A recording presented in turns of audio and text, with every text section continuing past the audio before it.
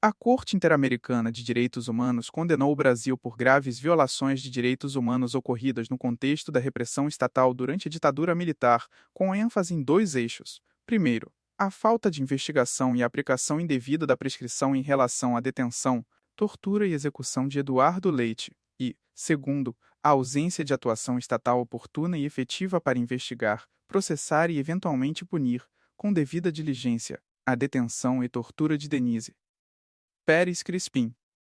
A Corte também reconheceu violações ligadas ao direito à verdade e aos impactos da impunidade na integridade pessoal de familiares.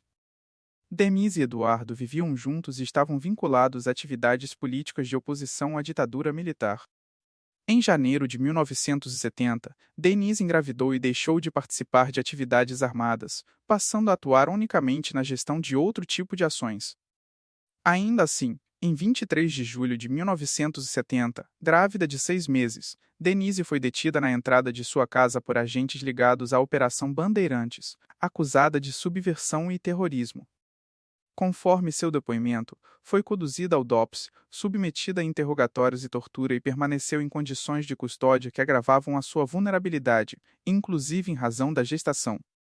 Embora a Justiça Militar tenha determinado a transferência para o hospital público, Denise afirmou ter sido encaminhada ao hospital clandestino, mantendo-se sob custódia e sendo novamente interrogada.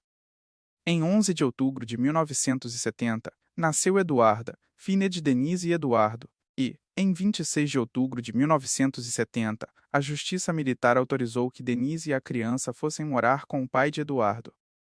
Quanto a Eduardo Leite, o relatório da Comissão Nacional da Verdade consignou que ele foi detido em 21 de agosto de 1970 por policiais do DOPS em São Paulo, levado a centro clandestino de tortura no Rio de Janeiro e, depois, entregue ao Senimar.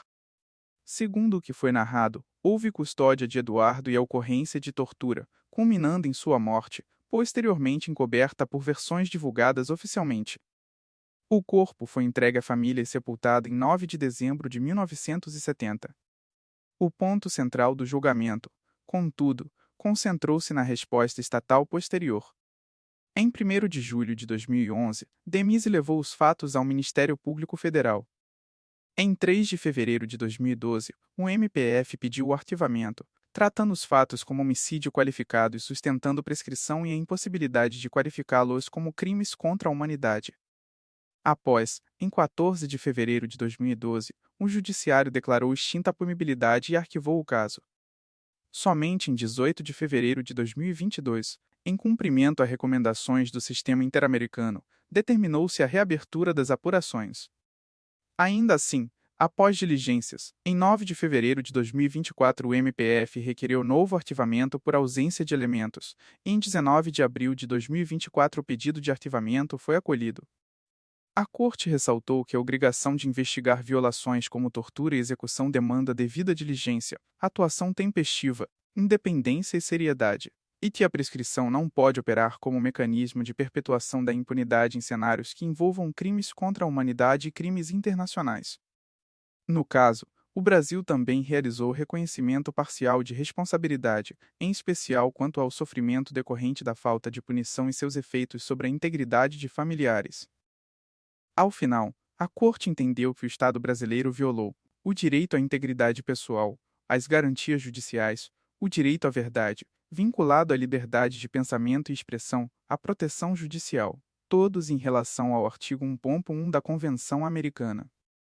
Por outro lado, aplicando o princípio da subsidiariedade, a Corte considerou que o Estado não era responsável pela violação do direito à identidade de Eduarda, entendendo que essa dimensão foi adequadamente enfrentada na esfera interna.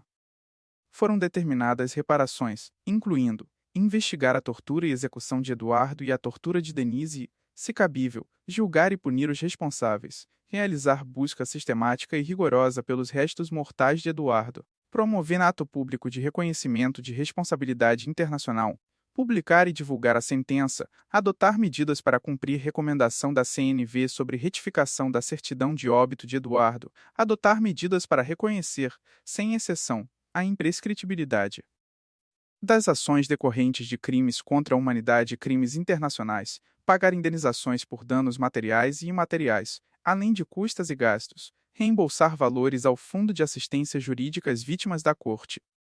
Devemos nos atentar também às exceções preliminares arguidas pelo Brasil e rejeitadas pela Corte, pois o Brasil apresentou 5 exceções preliminares e nenhuma delas foi acolhida pela Corte. A primeira exceção foi a de incompetência ratione temporis. O Estado sustentou que os fatos, consistentes em prisão, tortura e execução, ocorreram em 1970, portanto antes do reconhecimento da competência contenciosa da Corte pelo Brasil, que, devemos lembrar, ocorreu em 10 de dezembro de 1998. A Corte rejeitou esse argumento afirmando que o que estava em julgamento não eram apenas os fatos históricos, mas sobretudo a conduta estatal posterior, isto é, a falta de investigação, a aplicação da prescrição e a manutenção da impunidade, que se prolongaram no tempo e ocorreram já sob sua jurisdição. Em outras palavras, ainda que os crimes sejam anteriores, os efeitos da omissão estatal são atuais e contínuos.